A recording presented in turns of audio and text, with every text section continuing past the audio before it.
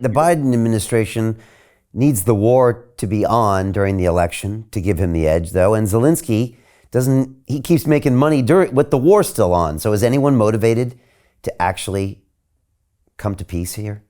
Well, you can see the French guy, Macron, is trying to do something. Yeah. Schultz, I don't know where Schultz is on this. If the pressure really pushes on the German chancellor because of the lack of gas and the cost of getting more, one thing about the oil world, it's really a crazy world. In the 60s, Russia began building a pipeline that we hated. It took them, a decade to build it. It went from Russia through Ukraine into parts of the old Warsaw Pact in Eastern Europe, and that pipeline is intact, and oil is still flowing to the 2 or 3 countries that are pro-Russian, in the old Warsaw Pact, and Russia still pays the transit fees.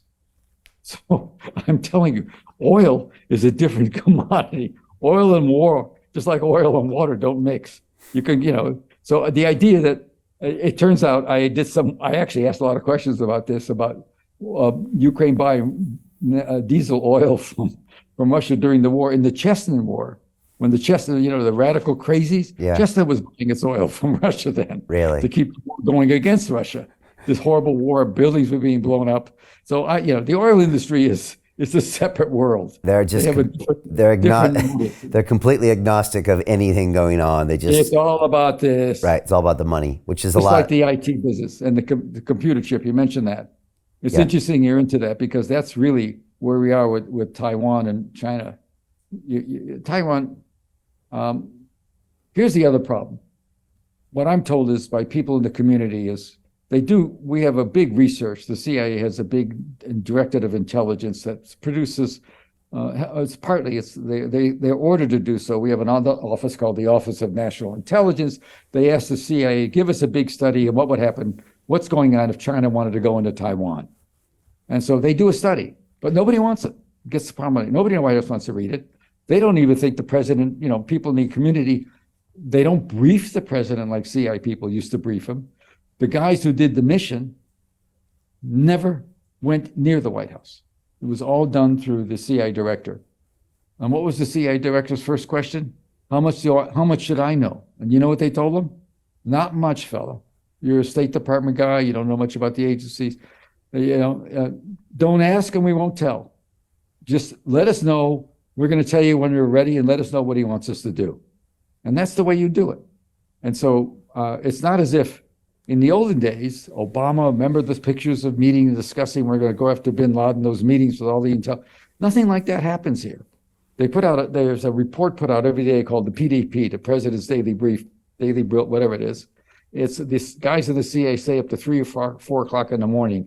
It's full of signals intelligence and intercepts.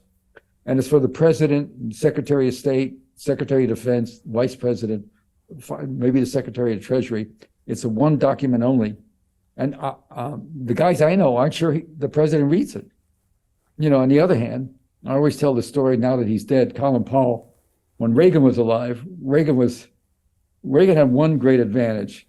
He could draw the line at times. He's very funny.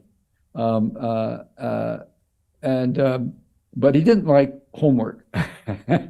And so the PDP, what Powell did, because the head of the CIA then, Bill Casey even, it's a 3-page letter usually, a memo, very secret, handheld, brought in by a courier who waits.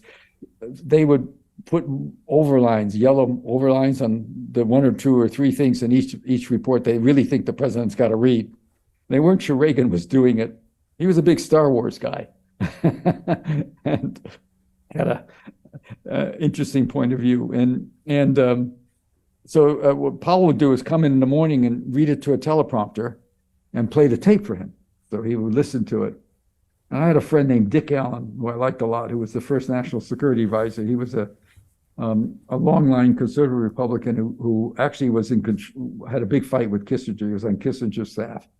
And he became the national security advisor for the president. And I'll tell this story because Reagan didn't like to be woken up at night, as presidents sometimes are. And so one night he felt he had to. And there was a lot of, with Reagan, he loved dirty jokes if his wife wasn't around, and that was that kind of stuff. You know what I mean? Alan would tell him, he'd call up, the first thing he'd ask the Secret Service agent, is she there? If she was there, we'd talk much differently.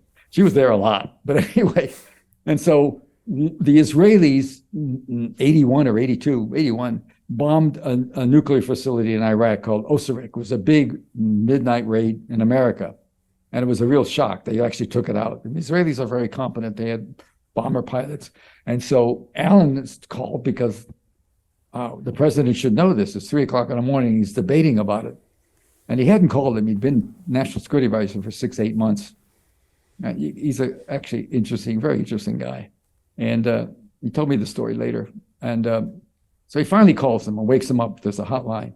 Mr. President, I have to tell you that we've got to report the Israelis just bombed the Syrian reactor, the Iraqi reactor in Osirik. And this is going to be a big issue. And you think you should know. Long silence. And he said, yes, Mr. President. And Reagan said, well, you know, Dick, he said, boys will be boys. And he hung up. Something okay about that in a way. You know what I mean? We're not always the top dog. And so I tell you the story to let you know that I do have people that talk to me. I always have.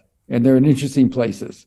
And that's why I'm a little irritated that people don't want to start asking questions. Why did the United States stop the Security Council from doing an investigation? Why hasn't there been any investigation by the White House itself? These are all questions that need to be asked. And the answers are, and, you know, 2 and 2 is always 4. But we're not even asking those questions. I've gone so long. You're going to cut this so badly. Let me go back and have, it's 1 o'clock, 2 at 1, you know, it's 90 degrees today. So Jim Rickards has just recorded a video that's not available to anyone in the public, and he's going to be talking about how this upcoming recession is going to be fast, it's going to be bloody, it's going to be nasty. But at the same time, he's going to show you how you can position yourself to profit from all of this chaos. Now, we've made this video only available to our viewers. Go to londonreal.tv/Jim. Watch that immediately. I can't say enough good things about Jim Rickards. He understands the global economic system better than any guest I've ever had on London Real. His predictions are almost uncannily true, and you can learn how to profit from his vision, from his expertise, and his understanding of economics. So go to londonreal.tv/Jim or click the link below. It's an excellent, excellent look on what's going to happen in the future and how you can position yourself to profit from that. Jim is one of the best in the business, one of my favorite guests on London Real, and he's very, very good at predicting the future and showing us all to profit from it. So click the link, and I hope you enjoy. Hey, it's Brian Rose, founder of the DeFi Academy. I've told you my 4-week crypto bootcamp is amazing, but don't take my word for it. This is what my students are saying. The DeFi Academy was an amazing experience for me. It took me totally out of my comfort zone. In this course, I was challenged, I was held accountable, and pushed to do things that honestly weren't always easy. It's been phenomenal, and I can't believe we're already up on our 4 weeks. It has flown by. Going through this DeFi accelerator by far was one of the best courses I've taken. You do this course, you really get into the nitty-gritty of the activities that will make you comfortable with decentralized finance. Thank you so much to Brian and everyone at London Real and the DeFi Academy for even putting together an amazing course like this. Anybody else that wants to do it, please sign up. It is well worth the money.